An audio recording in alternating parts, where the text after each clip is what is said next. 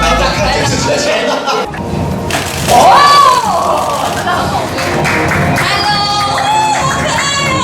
我们可以先跟大家一起合照一张吗？我们师傅，我们摆一个什么 pose？ 教佑生一起摆一个，对，最经典的 pose。我们大家先合照一张。来，这边吧。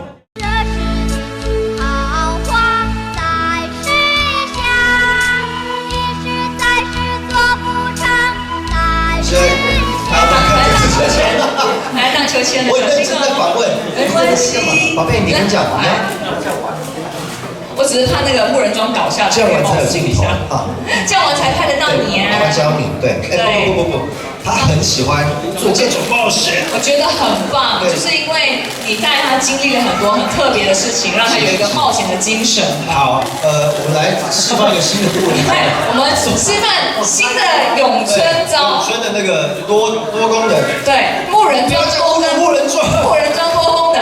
不行，我觉得凯开始好动了，我觉得很棒。佑胜有看清楚？有，好，感觉是一种要把别人的手架开的感觉。对，守住他的中线。啊。那我们来请佑胜试试看。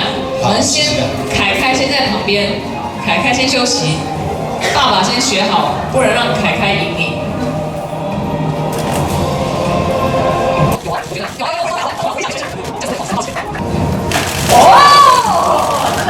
我并不会武打，但是我可以，代表就是丹哥站在这，跟大家宣传这部片，就觉得很开心。因为我觉得，就是叶问系列电影一直不是单纯在讲武术的一个电影，它除了讲这以外，它会把我的看法是，男人跟家庭的关系，还有爸爸跟孩子，丈夫跟妻子的关系都做了蛮深刻的描述，对我来讲是整个系列都让我蛮感动的。是，那叶问走下来已经到现在第4集了，是，这已经是完结篇了，你有没有一点不舍的感觉？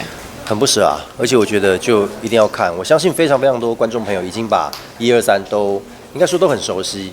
那第4集是一个，我觉得就是一个传承，又一个很棒崭新未来的感觉。虽然它是一个完结篇，但对我来讲是很棒的一个新的开始，所以很希望，所有自己在家庭里、父子里，或是在自己的生活里有一些困难阻碍，需要更勇敢，然后需要发泄一下，因为里面武打超精彩，我觉得里面的武打一集真的比一集精彩，都可以到电影院来看《叶问4》。